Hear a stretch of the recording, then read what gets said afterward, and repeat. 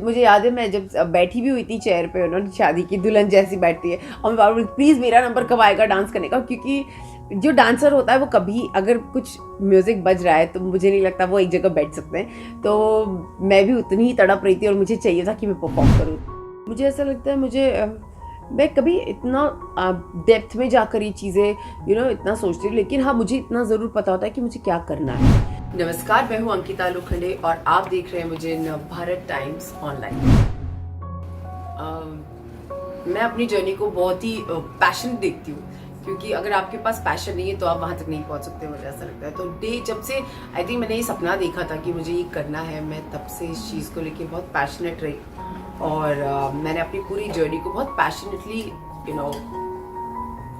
उस रास्ते पर चलने की कोशिश की है, क्योंकि बिना पैशन के कोई चीज़ नहीं चलती। और उस चीज़ को उतनी शिद्दत से मैंने प्यार देने की कोशिश की है, क्योंकि एक्टिंग और डांस मेरी दो ऐसी चीज़ें रही हैं जो मेरे लाइफ का बहुत बहुत इम्पॉर्टेंट हिस्सा है। सो आई थिंक मैं अपनी जर्नी को वैसा देखती हूँ और मैं अपने आप जो भी मैंने किया है अब तक, जहाँ तक मैं पहुँची हूँ, मैं पूरा क्रेडिट अपने फैमिली को देना चाहती हूँ, मैं अपने फैंस को देना चाहती हूँ।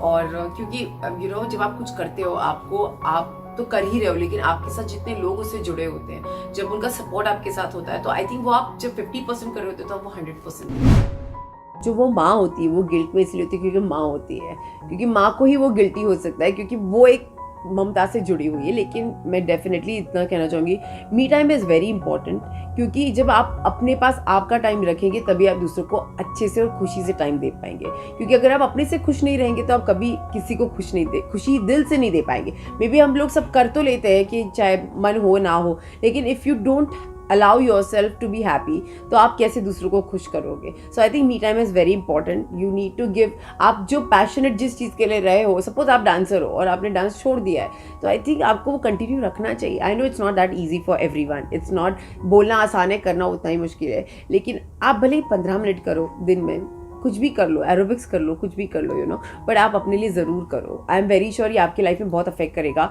और वो आपको ज़रूर एक अलग तरीके की खुशी देगा। जो आप अपने बच्चों के लिए, अपने हस्बैंड के लिए 50% कर रहे थे, आप शायद 100% देकर कर पाओगे, क्योंकि you are giving time to yourself also. आपने भंकस तो देखा ही होगा। भंकस में मुझे थोड़ा सा बट इतना हैवी लहंगा था कि मैं डांस नहीं कर पाई अच्छे से, लेकिन जितना मैंने कोशिश की, क्योंकि उतने 30 किलो के लहंगे पे डांस करना इतना आसान नहीं था, जो मेरी स्टाइलिस्ट ने मुझे पहना दिया था, but still I am happy. और मैं जितना कर पाई मैंने उसमें वो कोशिश की है करने की। But yes, I love dancing. Tiger भी था और हम सब ने थोड़ा थोड़ा अपनी तरफ से कोशिश की है। मुझे याद है मैं जब बैठी भी हुई थी चेयर पे, उन्होंने शादी की दुल्हन जैसी बैठती है और मैं बार बार प्लीज़ मेरा नंबर कब आएगा डांस करने का, क्योंकि जो डांसर होता है वो कभी अगर कुछ म्यूज़िक बज रहा है तो मुझे नहीं लगता वो एक जगह बैठ सकते हैं। तो मैं भी उतनी ही तड़प रही थी और मुझे चाहिए था कि मैं परफॉर्म करूँ। तो मेरा जब नंबर आया तो मैं सुपर रेडी थी उसके लिए।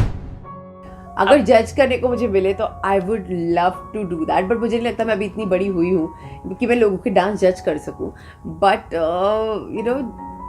अगर मुझे मौका मिला तो आई वुड लव टू। मुझे ऐसा लगता है मैं कभी इतना डेप्थ में जाकर ये चीज़ें इतना सोचती हूँ, लेकिन हाँ मुझे इतना ज़रूर पता होता है कि मुझे क्या करना है। जब मेरे पास कोई स्क्रिप्ट आती है मैं डेफिनेटली देखती हूँ कि मैं क्या कर रही हूँ, क्योंकि सिर्फ खड़े होना और मुझे ऐसा लगता है कि वही चीज़ है कि मैं अपने आप पे बहुत बिलीव करती हूँ कि जो टैलेंट मुझ में है मुझे उस पर काम करना है और वो मुझे पैशनेटली करना है। तो जो स्क्रिप्ट मेरे पास आती है आई डेफिनेटली सी कि मैं क्या कैरेक्टर प्ले कर रही हूँ। सबसे पहले मेरे लिए वही मायने रखता है कि व्हाट आई एम परफॉर्मिंग, और जब मुझे लगता है कि उसमें कुछ मजबूत बात है कि जहाँ मैं लोगों को अपना टैलेंट दिखा, चाहे वो छोटा ही क्यों ना हो, इट डजेंट मैटर, बट एक कैरेक्टर पोर्ट्रे होता है जो बहुत इंपॉर्टेंट होता है। कैरेक्टर आपका छोटा हो लेकिन इम्पैक्टफुल हो, वो मेरे लिए बहुत मायने रखता है।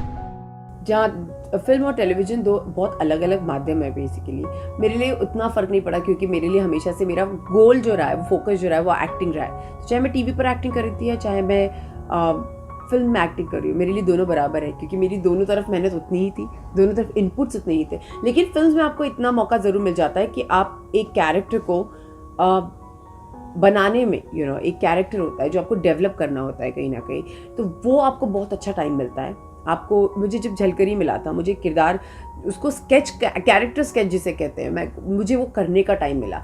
एंड इन टीवी सीरियल जब मैं अर्चना प्ले कर रही थी, मैंने धीरे धीरे ग्रेजुअली वो कैरेक्टर बनाया, क्योंकि बस बहुत टाइम था। मुझे किसी ने आकर ये नहीं समझाया था कि वो कैरेक्टर ऐसा होगा, या मुझे वो मौका नहीं मिलता था सेट पे बैठकर कि अच्छा मैं इसके साथ ये कर सकती हूँ, क्योंकि इतना स्पॉन्टेनियस आपको होना पड़ता है टीवी में, क्योंकि आपका रोज़ टेलीकास्ट जा रहा है, आपके पास टाइम नहीं है। तो आई थिंक इतने साल, मेरा 5 साल तक जब शो रहा, तो शायद मेरे को एक मौका मिला कि अच्छा अब मैं अर्चना बना चुकी हूँ। But in films you have this time limit, 2 महीने का टाइम है, या जो भी आप प्रिपेयर कर रहे हो, एक में आपकी पहले से प्रैक्टिस होती है ना, आप बैठते हो, आप कैरेक्टर पे काम करते हो। सो आई थिंक वो एक मैं बोलूँगी वो होता है जो टेलीविज़न में नहीं होता। सो वो एक चीज़ है जो इम्पोर्टेंट है बहुत। मुझे ऐसा लगता है कि जब मैंने शुरू किया, आपके पास इतना टाइम होता है कि आप आराम से बैठ के खाना वाना खा के गप्पे वप्पे मार के फिर आप सीन कर सकते हो, क्योंकि you have lot of time. और टीवी में बिल्कुल ऐसा नहीं। टीवी में मैं फटाफट, मतलब 5 मिनट का समय को चेंज होता था तो वो उतना ब्रेक मिलता था, और मैं दिन में नहीं तो नहीं 15 सीन करती थी, और लंबे लंबे पेजेस बोलना। But I still miss TV, I love my television, no doubt, क्योंकि जो वो चीज़ें सिखाता है ना, वो आपको कोई चीज़ सिखा नहीं सकती। और यहाँ पे दिन में एक सीन होता है ना? यहाँ पे दिन में एक सीन होता है, पर उनकी शूट करने का तरीका अलग। और मुझे ऐसा लगता है टीवी एक ऐसी चीज़ है ना, आप देखकर भूल जाते हो कहीं ना कहीं, ये बहुत बड़ी चीज़ है। और फिल्म ऐसी जो एक बार छप गई वो छप गई, लोग उसे 1000 बार भी देखेंगे, 500 बार भी देखेंगे, तो आप कहीं ना कहीं वो दिखोगे जो आपने कर दिया है। टीवी फिर भी आप एक एपिसोड देख के आप भूल जाओगे, आप दूसरी बार शायद फिर एपिसोड वो ना देखें।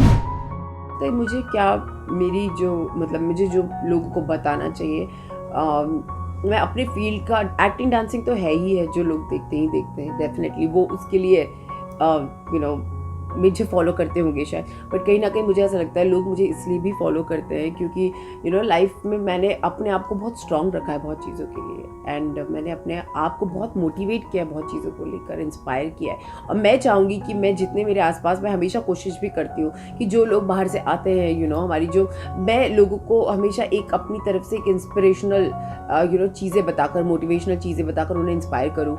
लाइफ में अकेले स्ट्रगल करना आसान नहीं है किसी भी चीज़ के लिए, आप जो भी कर रहे हैं। मुझे ऐसा लगता है जब भी मेरे पास कोई, जैसे सपोज कोई लड़की आती है, वो मुझसे बोलती है कि मैं आपके जैसा बनना चाहती हूँ, मैं उसको सबसे पहले एक ही सलाह देती हूँ हमेशा, which is very important for me, that अगर आप आए हो यहाँ तक कुछ बनने के लिए तो अपने फैमिली का साथ मत छोड़ना, क्योंकि family is the most important thing. जो मैं बताती हूँ, क्योंकि आजकल की मैं जनरेशन देखती हूँ, they don't give any, they don't have a responsibility towards their family। वो बस आ जाते हैं, उनको अपना करना होता है, बट इतना सेल्फिशनेस अच्छा नहीं होता, क्योंकि जब आप गिरते हो ना तो आपको लाइफ में कोई नहीं संभालेगा, बट आपका फैमिली संभालेगा। सो आई थिंक ये मेरी तरफ से एक समाज के लिए वही है कि बच्चों के लिए, जनरेशन के लिए मैं इतना बोलूँगी कि माँ बाप का साथ, परिवार का साथ सबसे ज़्यादा ज़रूरी है, क्योंकि लाइफ में सब चले जाते हैं, वो लोग नहीं जाते हैं, और वो हमेशा आपका साथ देते हैं, और उन्होंने दिया है आज तक, इसीलिए उनका साथ कभी मत छोड़िए।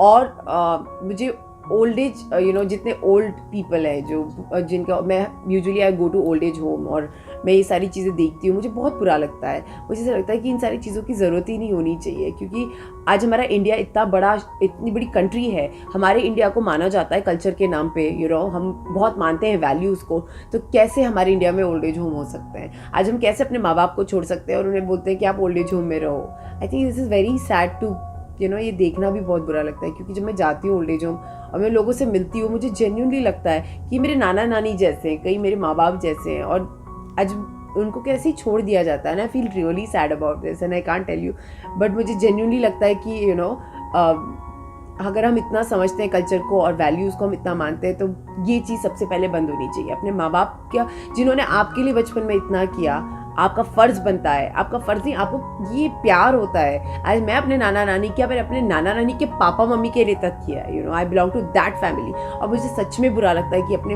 ऐसे इतने बड़े बड़े हो गए हो और अपने माँ बाप को छोड़ दिया जस्ट बिकॉज अपनी बीवी के कहने पे या अपने पति के कहने पे। आई थिंक इट्स इनसेन, और ये चीज़ सबसे बड़ी है जो बदलनी चाहिए हमारे इंडिया में।